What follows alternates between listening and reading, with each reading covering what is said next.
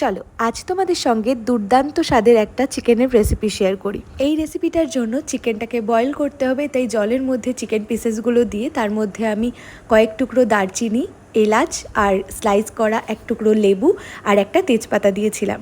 ভালোভাবে আমি চিকেনটাকে সেদ্ধ করে নিয়েছি আর চিকেন স্টকটা আলাদা করে রেখে দিয়েছি। এবার ওই সেদ্ধ করা চিকেনগুলোকে কাঁটা চামচের সাহায্যে ভালোভাবে ছিঁড়ে ছিঁড়ে রেখে দিয়েছি। এবারে একটা কড়াইতে তেল গরম করে তার মধ্যে বড় বড় করে কেটে রাখা পেঁয়াজ, টমেটো, আদা, রসুন, কাঁচা লঙ্কা এবং সামান্য পরিমাণে নুন দিয়ে একটু নাড়াচাড়া করেছি যাতে পেঁয়াজ আর টমেটোটা একটু নরম হয়ে আসে।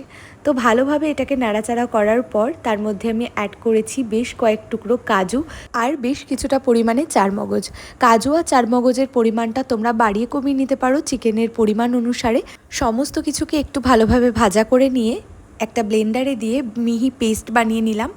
তো এরপরে আমি কড়াইতে আরও একটু তেল অ্যাড করেছি, তার মধ্যে পেঁয়াজ কুচি, টমেটো কুচি দিয়ে যেই পেস্টটা বানিয়ে রেখেছিলাম সেই পেস্টটা অ্যাড করেছি আর তার মধ্যে অ্যাড করেছিলাম সামান্য একটু জিরে গুঁড়ো, ধনে গুঁড়ো আর হলুদ গুঁড়ো। সমস্ত মিক্সচারটাকে খুব ভালোভাবে মিক্স করে নেব।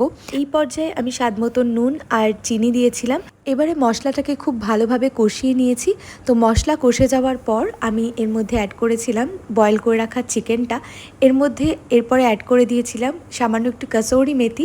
রান্নাতে আমি এক্সট্রা করে কোনো জল ইউজ করিনি, চিকেন স্টকটাই আমি জলের পরিবর্তে ইউজ করেছি। লাস্টে একটু বাটার অ্যাড করেছিলাম। তো এভাবেই তৈরি হয়ে গেল টেস্টি টেস্টি চিকেন ভর্তা।